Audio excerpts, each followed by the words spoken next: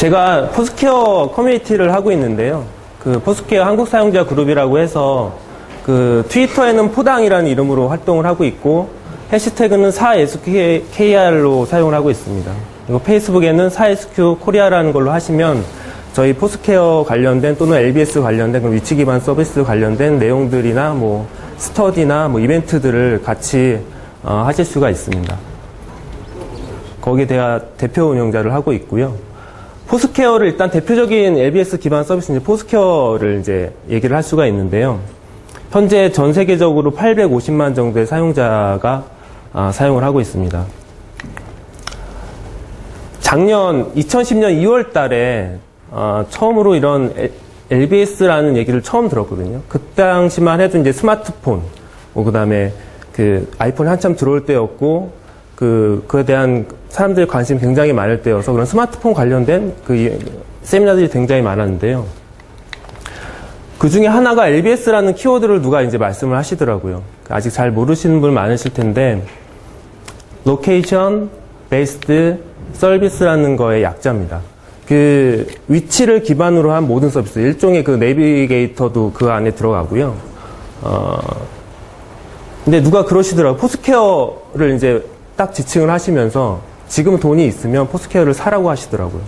그럴 정도로 제가 좀 귀가 얇아가지고요. 그럼 저걸 좀 해봐야겠다라는 생각이 들어서 그때부터 막 공부를 좀 했어요. 자료도 막 수집을 하게 되고,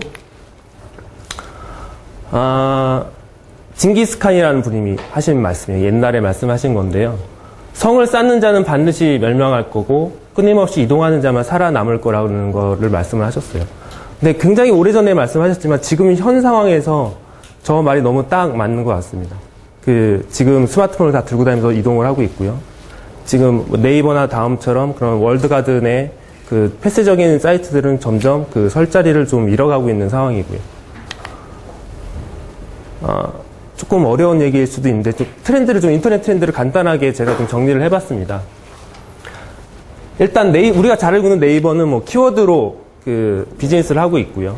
구글 같은 경우에는 페이지 랭크라고 해서 서로 그 페이지와 페이지 간의 링크 간의 그런 가치들로 비즈니스를 하고 있고요. 페이스북은 사람들 안에 그런 네트워크, 뭐 SNS라 얘기하는 그런 거 가치를 가지고 비즈니스를 하고 있고요. 혜성같이 등장한 트위터는 실시간으로 내 친구가 무슨 얘기를 하는지 궁금한 것에 대해서 그런 니즈를 가지고 비즈니스를 하고 있습니다. 그렇다면 포스케어, LBS로 대변되는 포스케어라고 하면 그런 실시간에 지금 무슨 얘기를 하고 있는데 그걸 어디서 하고 있느냐에 그런 가치를 두고 나온 서비스가 포스케어입니다. 그래서 이런 어떤 사람들이 갖고 있는 라이프 로그들, 뭐 어디 가서 뭘 먹고 어디 가서 뭘 놀고 즐기고 오늘같이 이렇게 테드엑스를 하는 이런 식의 그런 것들에 대한 사람들의 라이프 로그를 조금씩 그런 성향들을 띄어내서 서비스들이 지금 진화를 하고 있거든요. 포스케어도 그 중에 하나인데 이거보다 더 이제 진화된 서비스들이 이제 나올 거고 지금 각광을 받고 있는 서비스들도 있습니다.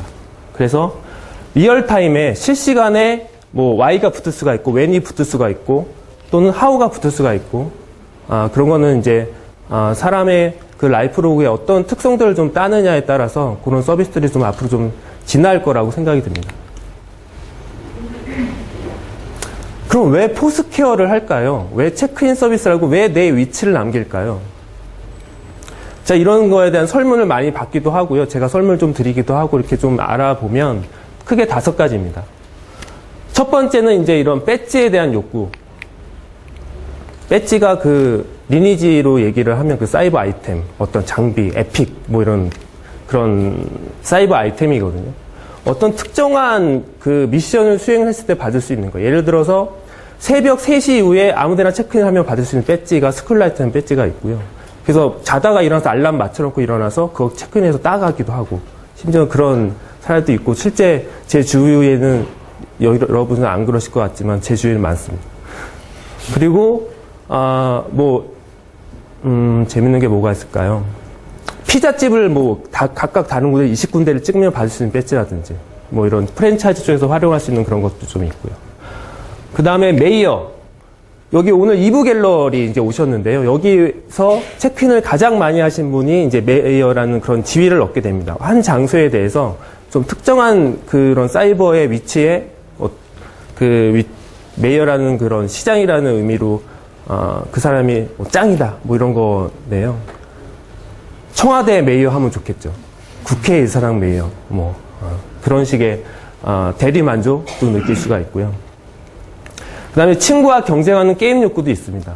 이게 각 친구와 서로 이제 체크인하면서 포인트가 좀 쌓이는데요.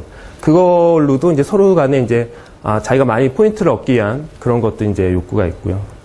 또 누구는 무슨 배지를 따는데 나는 못 땄고 이런 것들도 굉장히 그런 경쟁 요소가 됩니다. 좀 전에 말씀드린 그런 라이프록의 기록 욕구죠. 여행을 가면 이런 체크인 서비스에 대한 욕구가 좀 더 높아지는 편인데요. 제가 작년에 파리에 니스를 갔었는데요.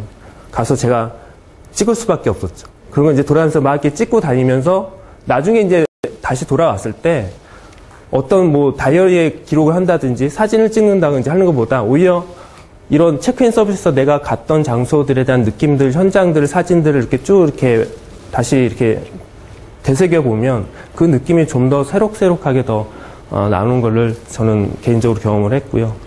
또 유명하신 분들도 뭐 프랑스 파리 가서 와인 먹는다고 하는 거를 직접 체크인해서 올릴 정도로 그런 라이프 로그에 대한 기록 욕구가 굉장히 좀 높다라는 걸 말씀을 드리고 싶습니다.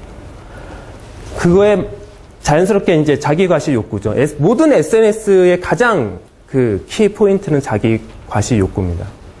자기를 드러내고 싶고 크게 만들고 싶은 그런 욕구들이 이런 전체적으로 SNS도 마찬가지고 이런 체크인 서비스들도 사용하고 있죠.